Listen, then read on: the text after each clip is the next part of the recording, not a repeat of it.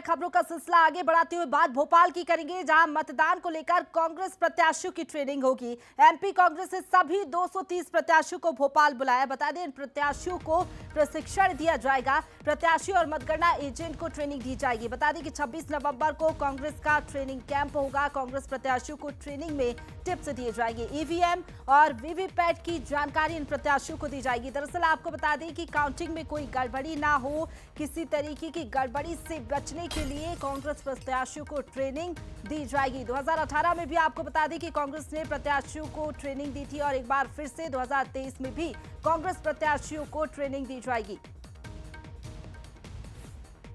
तो दरअसल आपको बता दें कि 3 दिसंबर की वो तारीख है जब ईवीएम में प्रत्याशियों के भाग्य का जो फैसला हुआ है वो सभी के सामने होगा। लेकिन इससे पहले आपको बता दें कि कांग्रेस प्रत्याशियों को ट्रेनिंग दी जाएगी। विशेष कैंप इसके लिए लगाया जाएगा।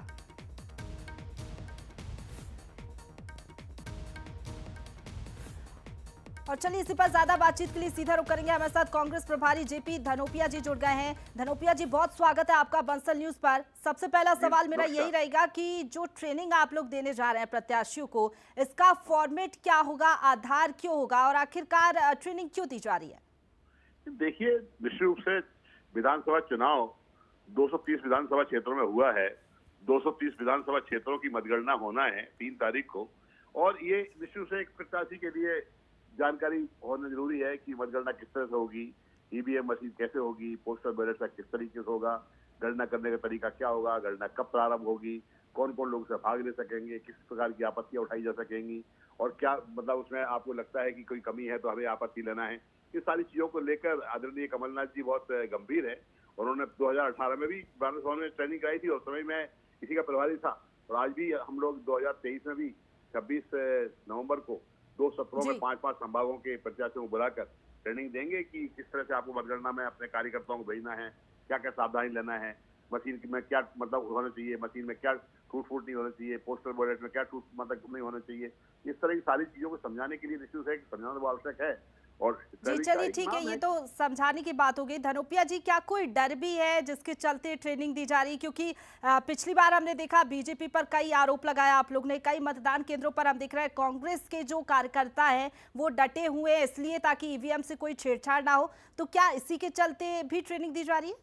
देखिए, ट्रेनिंग का और उसका डर का कोई संबंध नहीं है। ट्रेनिंग 2018 में भी हमने सारे कांग्रेस प्रत्याशियों को बुलाकर ट्रेनिंग दी थी और उन्होंने बकायदा उसको पालन किया था। उसका फायदा ये मिला था कि मतगणना स्थल पर सारी सावधानी रखी गई थी, कोई भी अनियमितताएं नहीं हो पाई थी। उन सबको ध्यान रखने के लिए होता है। और भारतीय जनता पार्टी के कह रहे हैं डायरेक्ट से ट्रेनिंग दे रहे हैं, ये तो खुद भी ट्रेनिंग दे रहे हैं। ऐसा है नहीं कि ट्रेनिंग दे रहे हैं, इनके आगे सारे लोग उतने समझदार उसमें नहीं आते हैं कि वो समझ सके।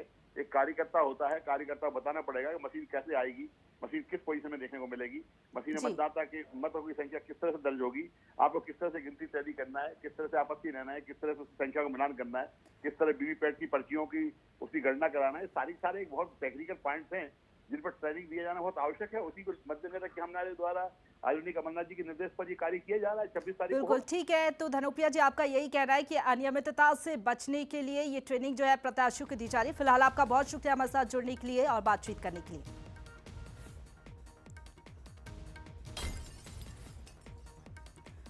और चलिए इसी बीच